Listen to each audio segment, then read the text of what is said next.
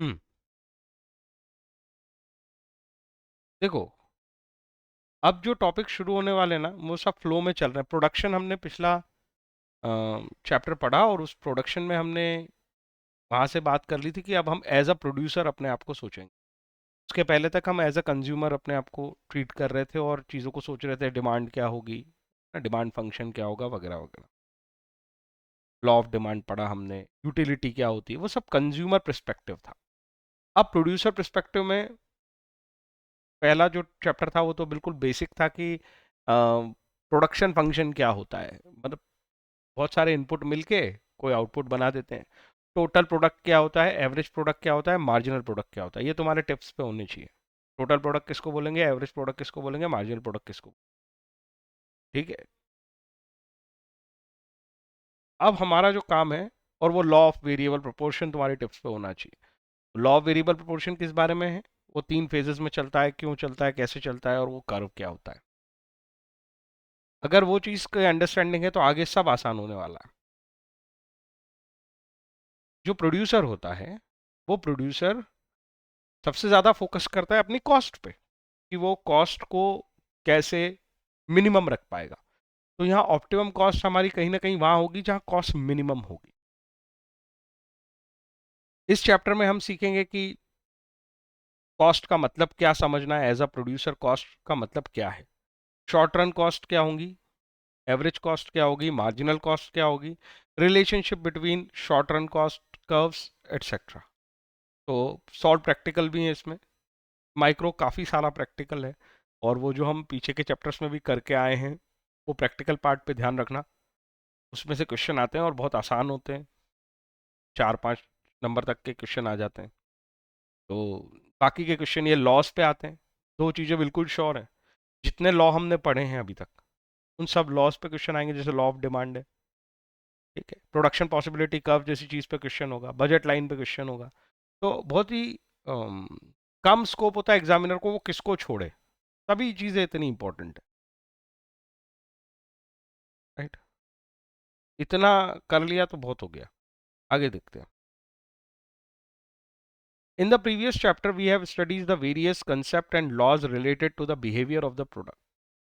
Related to the behavior of product. A firm uses various input, like economics में input के मतलब हमेशा यही 4 होते हैं जिनसे कोई भी प्रोडक्शन होता है। क्या ये बात तुम लोगों को अच्छे समझ में आ गई कि इसको अभी नहीं सोच पाते एकदम? बताओ जल्दी। कोई भी प्रोडक्ट बनाना है जिससे कंज्यूमर की नीड एंड वांट सेटिस्फाई होगी। प्रोडक्ट बनाने के लिए हमें जो चाहिए उनको कहते हैं हम फैक्टर्स ऑफ प्रोडक्शन। वो फैक्टर्स ऑफ प्रोडक्शन 4 होते हैं: लैंड, लेबर, कैपिटल, एंटरप्रेन्योर। इसमें किसी को डाउट है? इनको बोला जाता है फैक्टर इनपुट। फैक्टर इनपुट का मतलब होता है जो रीजन है प्रोडक्शन के। इसके अलावा कुछ नॉन फैक्टर इनकम भी होते हैं, जैसे कि रॉ मटेरियल। सर इसको नॉन फैक्टर क्यों बोल रहे हैं?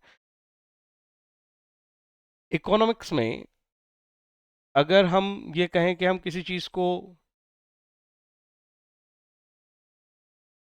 सोर्स से लेके आ रहे हैं तो हम फैक्टर बोलेंगे। जैसे कैपिटल अगर आप ले आए हो, आपके पास पैसे हैं, तो पैसों का कन्वर्जन हो रहा है ना रॉ मटेरियल खरीदने में। बेसिक बात तो पैसे थे। लैंड चाहिए आपको, लेबर चाहिए आपको, मट कैपिटल चाहिए। अब आप कोई बोले मेरे को प्लांट एंड मशीनरी चाहिए, तो प्लांट एंड मशीनरी तो कैपिटल से खरीद लो प्रोडक्शन करने के लिए। रॉ मटेरियल चाहिए, कैपिटल से खरीद लो। Are you getting my point, yes or no? तो ये जो रॉ मटेरियल और ये जो बाकी की चीज़ें हमें दिखती हैं, ये फैक्टर ऑफ प्रोडक्शन नहीं है। रिस्पॉन्स करो, मुझे नहीं पता तुम्हें मेरी आवाज़ ठीक से आ रही है या नहीं।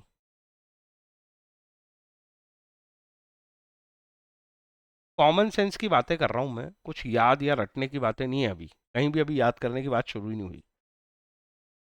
एज अ प्रोड्यूसर मुझे प्रोडक्शन करना है, प्रोडक्शन करना है तो मुझे इनपुट्स चाहिए। दो तरह के इनपुट होते हैं: factor input, non factor input. Factor input 4 ही होते हैं: land, labour, capital, entrepreneur. Non factor input का एग्जांपल है रॉ मटेरियल।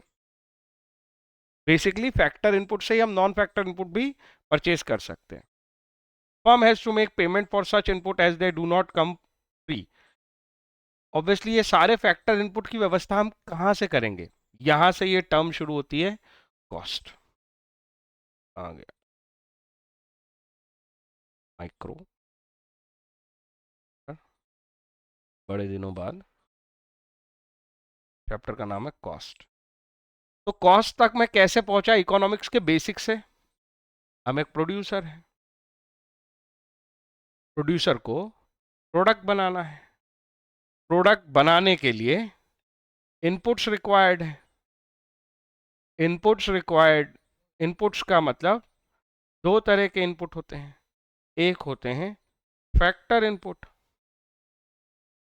दूसरे होते हैं non factor input. Factor input का मतलब होता है land, labour, capital, entrepreneur. Non factor input का एक एग्जांपल अभी के लिए याद रख लो, रॉ मटेरियल। ये सारे फैक्टर और नॉन फैक्टर इनपुट जो होते हैं, ये कैसे हमें मिलेंगे? इन सब की एक कॉस्ट होती है। We have to bear, producer has to bear cost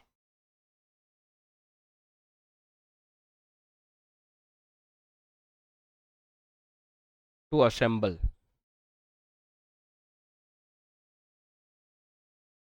these factor inputs।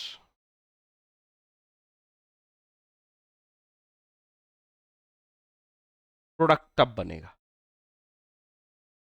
जब मैं ये सारे फैक्टर इनपुट्स को असेंबल कर लूंगा, तभी तो मैं प्रोडक्शन कर पाऊंगा। और ये असेंबल होंगे, वो असेंबल करने में जो कॉस्ट लगेगी इन फैक्टर इनपुट्स को, उस कॉस्ट के बारे में हम बात करने वाले हैं। बेसिक लॉजिक समझ में आया कि नहीं आया? बताओ, आगे चलते।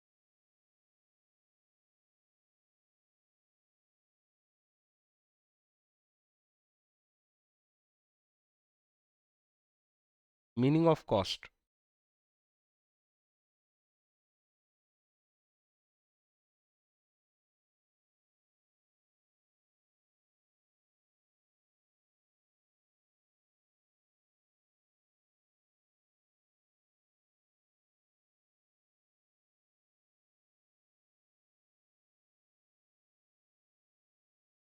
हम्म Cost is the total expenditure incurred in producing a commodity. In economics, cost is the sum total of। क्या पहली लाइन में तुम्हें कोई समस्या है? कॉस्ट क्या होती है? अभी हमने जो बात की वही है ना। प्रोडक्शन करने के लिए जितना एक्सपेंडिचर आप करते हो वो कॉस्ट है। As simple as that. Production होना चाहिए, उससे प्रोडक्ट बन जाना चाहिए, वहां तक कॉस्ट काउंट होगी। और किसी भी चीज को हम प्रोडक्ट तब बोलते हैं जब उसके अंदर ये कैपेसिटी है कि वो किसी कंज्यूमर की नीड एंड वांट सेटिस्फाई कर देगी। यहां तक किसी की कोई समस्या है? नहीं। आगे चलते हैं। बड़ी इंटरेस्टिंग टर्मिनोलॉजी सीख रहे हो। देखो, कई बार जब मैं ऐसी टर्म सिखाता हूँ तुम्हें, तो तुम्हें खुद लिख लेना चाहिए वहां पे कि सर ने कोई इंपॉर्टेंट बात सिखाई है। आज फिर से एक इंपॉर्टेंट बात सिखा रहा हूँ, एक्सप्लिसिट और इम्प्लिसिट। बहुत सारी जगह, बहुत सारे सब्जेक्ट में ये वोकेबलरी यूज होती है, और इस टर्म को समझना इंपॉर्टेंट है। एक्सप्लिसिट का मतलब क्या होता है? अगर कॉस्ट की भाषा में एक्सप्लिसिट को बोला जाए, वो कॉस्ट जो तुमने अपने पॉकेट से पैसे दिए हैं जिसके। और इम्प्लिसिट अगर बोला जाए, तो ऐसी कॉस्ट जो आपने इनकर तो की है, पर उसके किसी को पैसे नहीं दिए।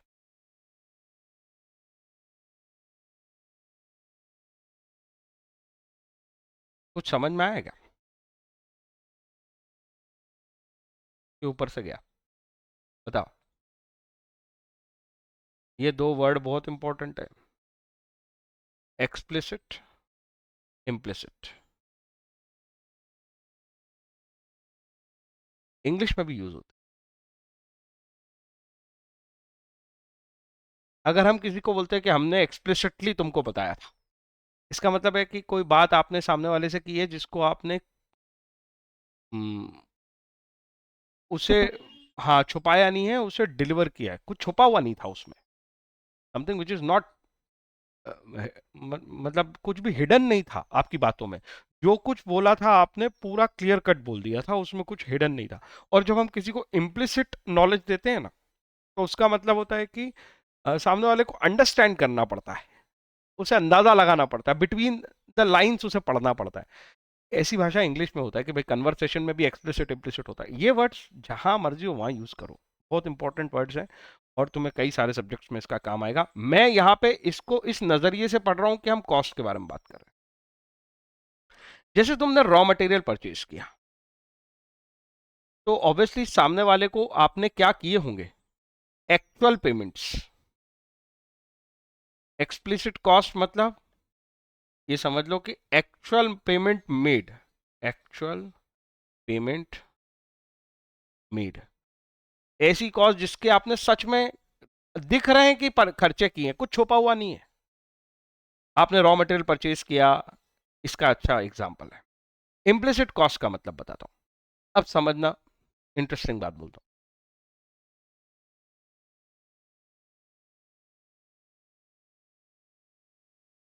आपने अपने घर का इस्तेमाल करा और उसी में प्रोडक्शन कर रहे हो आप। अगर मैं किसी और से लैंड किराए पे लेता और उस लैंड के लिए मैं रेंट पे करता, अगर वो रेंट पेमेंट में आता तो वो होती है एक्सप्लिसिट कॉस्ट। अगर मैं ओन बिल्डिंग यूज कर रहा हूं फॉर प्रोडक्शन, क्या मैंने किसी को जेब से पैसे निकाल के दिए रेंट के नाम के? लेकिन क्या उस बिल्डिंग का कोई और इस्तेमाल हो सकता था? अब तो मैं उसको प्रोडक्शन के लिए इस्तेमाल कर रहा हूं। अगर मैं, वो मेरा रेसिडेंशियल हाउस था, अब मैं वहां रह नहीं पाता, या मैं उस एरिया को यूज नहीं कर पाता जितने मैं प्रोडक्शन कर रहा हूं, उसके सारे अल्टरनेटिव यूजेस जो थे, जो मैं दूसरे यूज थे उसके, वो सब सेक्रीफाइस हो गए क्योंकि मैं वहां प्रोडक्शन कर रहा हूं। तो क्या ये फ्री की बात हो गई? क्या इसकी कॉस्ट नहीं दे रहा हूं मैं? क्या मैं इसकी कोई कीमत नहीं चुका रहा हूँ? इसको बोलते हैं एक तरह से, ये शब्द भी आगे काफ़ी समय काम आएगा। इसका सबसे बेस्ट एग्जांपल है अपॉर्चुनिटी कॉस्ट। मैं एक अपॉर्चुनिटी मिस कर रहा हूं क्योंकि मैं, कोई ना कोई अपॉर्चुनिटी तो मिस कर ही रहा हूँ ना, क्योंकि मैं प्रोडक्शन कर रहा हूँ। आई थिंक अपने बीच में बात हुई है अपॉर्चुनिटी कॉस्ट की पहले, हुई थी ना वो अपॉर्चुनिटी कॉस्ट। हाँ, वो अपॉर्चुनिटी कॉस्ट बेसिकली क्या है, we have miss out something because we are doing something, we have miss out something, right?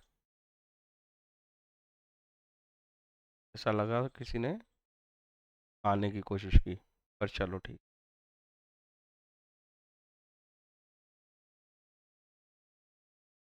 हम्म। तो इम्प्लिसिट कॉस्ट के ऐसे एग्जांपल्स देखने को मिलेंगे। हम अपनी बिल्डिंग यूज कर रहे हैं, है ना। इम्प्लिसिट कॉस्ट का एक और इंटरेस्टिंग सा एग्जांपल बताता हूं। सपोज तुमने कोई एम्प्लॉय रखा, ठीक है। अब एम्प्लॉय रखा है तो एम्प्लॉय तुम्हारे साथ काम कर रहा है, तुम्हें उसे सैलरी देनी पड़ेगी, राइट। जो एम्प्लॉय का काम था, अगर ऑनर ही उसे खुद करने लगे, तो आप अपना टाइम उसमें डेडिकेट कर रहे हो, तो भले किसी और को सैलरी नहीं दे रहे हो, तो ये एक इम्प्लिसिट कॉस्ट ऑफ प्रोडक्शन हो गई। तो इस तरह की चीजें भी कॉस्ट होती हैं, ये बात समझना। इसको एक और नाम से बुलाया जाता है, इसका एक और नाम देखो एक्सप्लिसिट कॉस्ट का, out of pocket cost. Out of pocket इसलिए बोला जाता है क्योंकि आप पैसे देते हुए दिखते हो, जब जब आप किसी को पैसे दे रहे हो प्रोडक्शन कराने के लिए, एक्सपेंडिचर कर रहे हो, तो ऐसा एक्सपेंडिचर जो दिख रहा है कि आप आउट ऑफ पॉकेट निकाल के दे रहे हो, एक्चुअली पेमेंट कर रहे हो, वो हुआ कि आपने एक्सप्लिसिट कॉस्ट बियर की। और जब आप पॉकेट से किसी को पैसे निकालते हुए दिखते नहीं हो, लेकिन ये समझ आता है कि आपने कुछ ना कुछ सेक्रीफाइस किया है, जैसे अपनी ही बिल्डिंग को यूज किया है, अपने ही पैसे लगा दिए हैं, जैसे होता है ना। उस पर भी समझा दूं, हर फैक्टर प्रोडक्शन पे समझ सकते हो तुम, जिस पे समझना हो, लैंड, लेबर, कैपिटल, एंटरप्रेन्योर, जिस पे समझना है सब पे समझ सकते हो। मैं एक कैपिटल पे समझाता हूं। अगर 1 लाख रुपए चाहिए हमको प्रोडक्शन करने के लिए, वो 1 लाख रुपए हम बैंक से लेके आते हैं। अगर बैंक से लेके आते हैं तो हम उसको इंटरेस्ट पे करते हैं। अगर इंटरेस्ट पेड है एक्चुअली, तो वो आएगा एक्सप्लिसिट कॉस्ट में। लेकिन अगर हमने अपने ही पैसे यूज कर लिए, जो मेरी पुरानी सेविंग थी, तो मैं किसी को इंटरेस्ट पे करूंगा क्या? Tell me. मेरे ही पैसे थे, मेरी सेविंग थी, जिसको मैंने प्रोडक्शन में यूज कर लिया एज अ कैपिटल। क्या मैं किसी को इंटरेस्ट पे करूंगा? नहीं करूंगा। लेकिन क्या ये फ्री का पैसा है? अपन ये बोले इसका कोई कॉस्ट नहीं है, तो क्या ये ठीक होगा? क्योंकि हमने वहां अपॉर्चुनिटी मिस कर दी है कमाने की। वो कहीं इन्वेस्ट होते, उसमें पैसे कमाई हो रही होती, वो पूरी अपॉर्चुनिटी मेरी चली गई कि मैं उसमें पैसा रिटर्न नहीं कमा पाया। राइट? तो जब हम अपने ही पैसे यूज कर रहे हैं as capital, own capital fund जहां लगा दिया तुमने,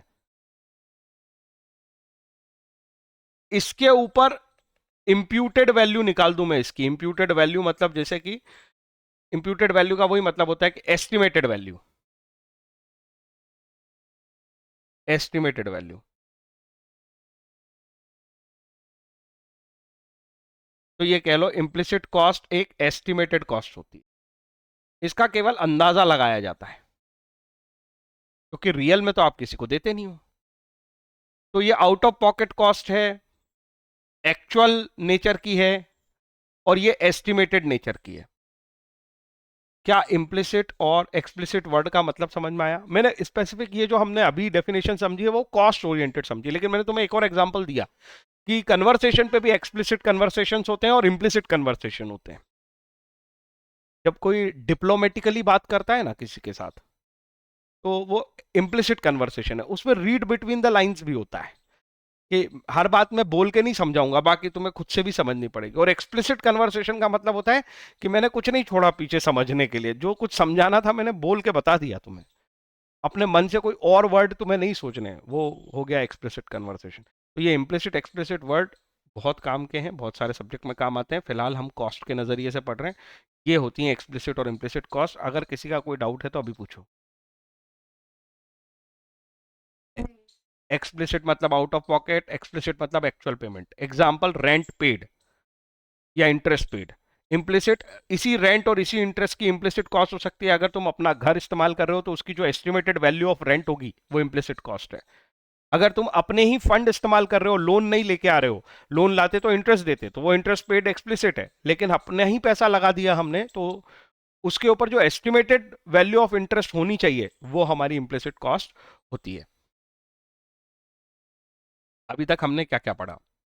एक प्रोड्यूसर, अभी शुरुआत में सबसे इंपॉर्टेंट चीज यही होती है कि फ्लो समझो। प्रोडक्ट बनाना चाहता है, उसे इनपुट्स चाहिए। दो तरह के इनपुट होते हैं, ये दिमाग में सेट कर लो। कुछ फैक्टर इनपुट होते हैं, कुछ non factor. Factor input land, labour, capital, entrepreneur. और non factor input example raw material. Producer has to bear cost to assemble these factor input. इसको हम कहते हैं एक्सपेंडिचर। उसे खर्चे करने पड़ेंगे इनको, इन इनपुट्स को असेंबल करने के लिए। इसी तरह के सारे एक्सपेंडिचर को हम कॉस्ट कहते हैं। ये डेफिनेशन हमने अभी पढ़ी। अब कॉस्ट के दो कंपोनेंट होते हैं, मतलब कुछ कॉस्ट ऐसी होती है जो अपनी जेब से खर्च करते हुए हमें दिखती है, मतलब हम कुछ पार्ट एक्सप्लिसिट कॉस्ट का बियर करते हैं। और कुछ कॉस्ट ऐसी होती है जो हम अपने पॉकेट से खर्च करते हुए नहीं देख पाते, लेकिन हमें पता होती है कि हमने कुछ बियर की है कॉस्ट। जैसे कि अपने फंड को इस्तेमाल करना, अपने हाउस को इस्तेमाल करना प्रोडक्शन के लिए, तो हम कुछ एक्सप्लिसिट कॉस्ट बियर करते हैं और कुछ इम्प्लिसिट कॉस्ट बियर करते हैं। ये दोनों कंपोनेंट प्रेजेंट होते हैं हमारी टोटल कॉस्ट में। यस। क्या मैंने पूरा यहां तक फ्लो बना लिया? किसी को कुछ समस्या है तो बताओ। सब कंसेप्ट है, ये आगे बहुत दूर तक जाएंगे। कंसेप्चुअली पढ़ना, रटना है ही नहीं। Explicit cost, it is an actual money expenditure on input or payment made to outsider. Actual money expenditure होती है एक्सप्लिसिट कॉस्ट। किसके ऊपर खर्च करते हैं? इनपुट्स के ऊपर। क्यों खर्च करते हैं? क्योंकि हमें पेमेंट करने होते हैं इनपुट्स के। Example, wages paid, rent paid, etcetera.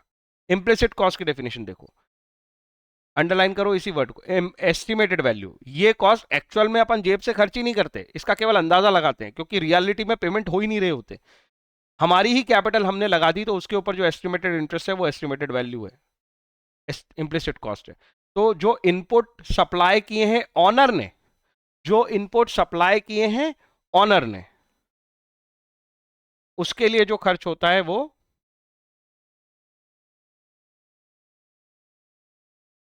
Implicit cost होता है। Estimated cost of input supplied by owner. Yes, tell me, definition रटने की जरूरत है क्या? और ये actual payment made toward inputs, ये हो गई डेफिनेशन पूरी, और ये हो गया एग्जांपल। कंफर्म करो तो मैं आगे बढ़ूं।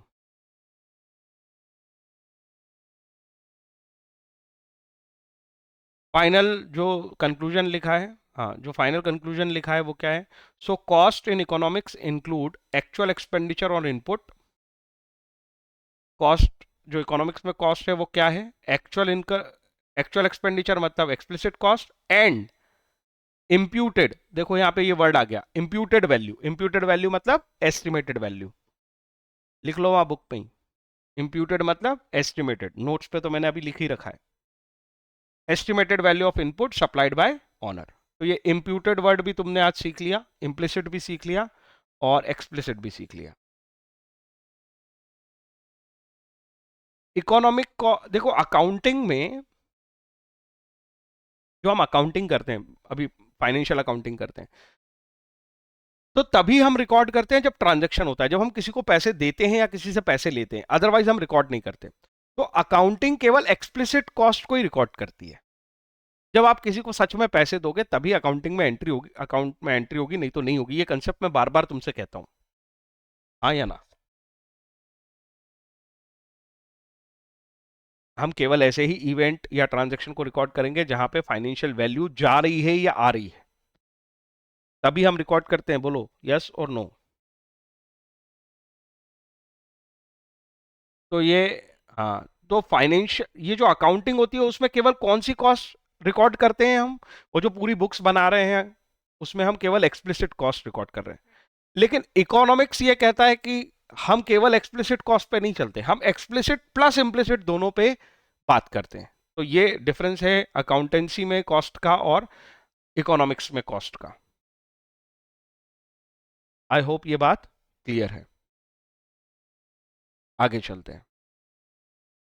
Implicit cost is measured by determining the value of self-supplied factor in term of their market price. Example ये भी सब इसमें आता है। मैंने तुम्हें सबका बढ़िया एग्जांपल बताऊं, जिसे इकोनॉमिक्स इसको कंसिडर करता है कि हाउस होल्ड में जो वाइफ्स होती हैं वो भले ही इकोनॉमी में आके प्रोडक्शन ना कर रही हूं, ठीक है, लेकिन वो भी प्रोडक्शन का सपोर्ट दे रही होती हैं, क्योंकि वो जो घर पे सर्विसेज दे रही है, खाना बनाने की, बच्चों को संभालने की, वो भी एक सर्विस है, वो भी एक प्रोडक्ट है। Are you getting my point? वहां तक जाता है इकोनॉमिक्स, उसे भी कंसिडर करता है कि नहीं वो प्रोडक्शन है, वो उसे डिनाई नहीं करता कि वो प्रोडक्शन नहीं है, इट इज अ प्रोडक्शन। ठीक है, तो इस बात को समझो। एक डॉक्टर ने अपने ही बेटे का इलाज कर दिया, अब उसने भले ही फीस ना ली हो, बट उसने प्रोडक्शन किया है इकोनॉमिक्स के हिसाब से, उसने सर्विस दी है। भले ही पैसों का लेन देन नहीं हुआ तो क्या हुआ, पर सर्विस तो दी है और वो प्रोडक्शन है। क्या तुम मेरी बात समझ पा रहे हो सभी लोग?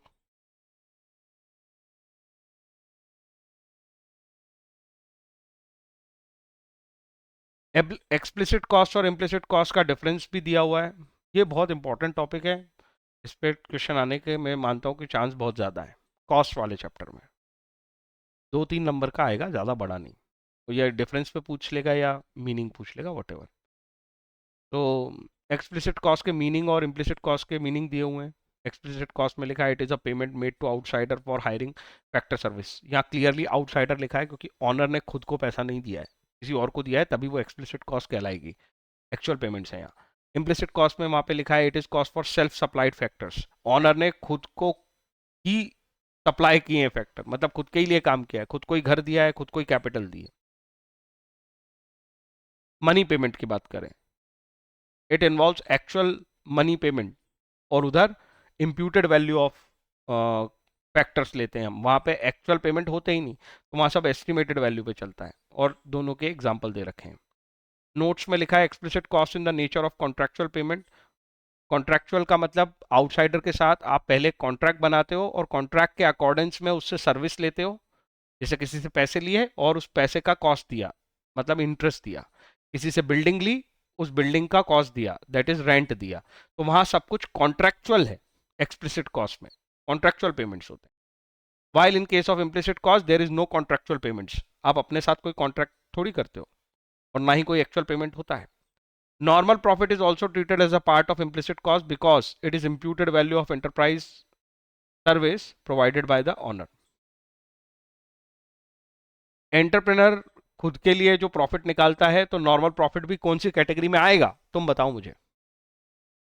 नॉर्मल प्रॉफिट कौन सी कैटेगरी में आना चाहिए, एक्सप्लिसिट में या इम्प्लिसिट में? प्रॉफिट ऑनर को बिलोंग करता है, उस हिसाब से क्या लगता है तुम्हें? यस, वही बात उन्होंने लिखी है। ठीक है, यहां तक किसी का कोई सवाल है तो बताओ। मैं इससे ज़्यादा आगे नहीं जा रहा, इस टॉपिक को यहीं तक रखा। कॉस्ट फंक्शन हम कल पढ़ेंगे, अभी तक हम दो फंक्शंस पढ़ चुके हैं, डिमांड फंक्शन, प्रोडक्शन फंक्शन। कल हम तीसरा फंक्शन पढ़ेंगे, कॉस्ट फंक्शन। सभी कुछ सभी जगह पे रिलेशनशिप रिलेशनशिप रिलेशनशिप, ये भी रिलेशनशिप ही होगी, किन चीज़ों के बीच में रिलेशनशिप होगी वो हम कल बात करेंगे। ठीक है, मैं इस लेक्चर को यहीं एंड कर लेता हूँ, और वो मेरे हिसाब से मेरे पास